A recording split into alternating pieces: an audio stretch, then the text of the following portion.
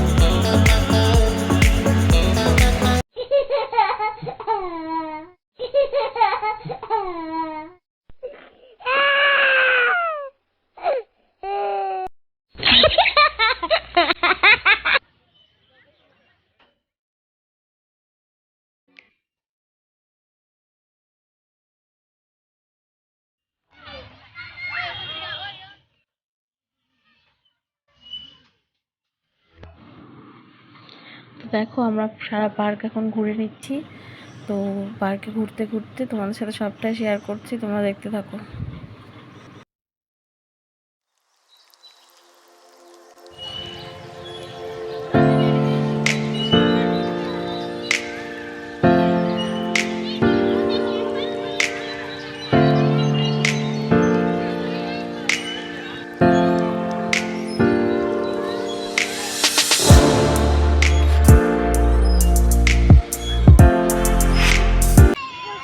So guys এখন টেডিটা খুবই মজা করছে সবার সাথে। আই থিঙ্ক ও ইউটিউব ভিডিওই করছে। সো তোমরা কমেন্টে বলো, দেখতে থাকো ব্লগটা।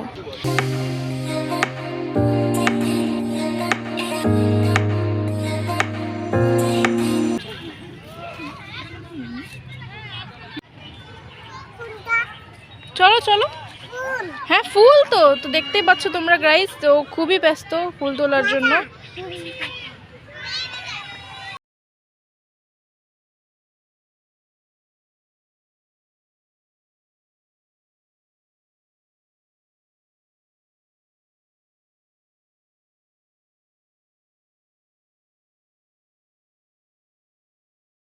আমরা এখন পার্ক থেকে চলে যাচ্ছি, তো বাড়ি থেকে তোমার সাথে কথা হবে। সো দেখতে থাকো ব্লগটা। অনেকটাই সন্ধ্যা হয়ে গেছে, এখন বাড়ি চলে যাই। তো বাড়িতে চলে যাওয়ার পর কী করি না করি তোমাদের সাথে আবার শেয়ার করছি।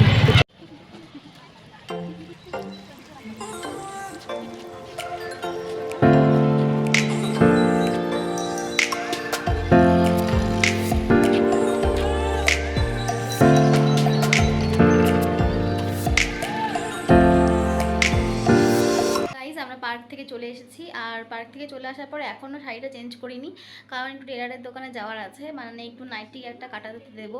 তো তখন যখন পার্কে গেছিলাম তখনই গিয়েছিলাম ওনার কাছে, তো উনি ছিল না বাড়িতে। তো এখন আবার যাব, নাইটিটা দিয়ে আসবো, আর তারপর কি করি না করি সবটাই তোমাদের সাথে শেয়ার করব। তো দেখতে থাকো আর সাথে থাকো। তো গাইজ এই যে আমার মেয়ে, দেখো ও সকাল সন্ধ্যা সবসময় ব্রাশ করতেই থাকে, ওর মনে পড়লেই ও ব্রাশ করতে থাকে। তো একে কে বোঝাবে বলো যে ব্রাশ করার কোনো একটা টাইম টেবিল থাকা উচিত। ও যখন মনে পড়ে তখনই ব্রাশ করতে চায়, আর আমাকেও বলে তুমিও ব্রাশ করো। এটা কি উচিত বলো তোমরাই?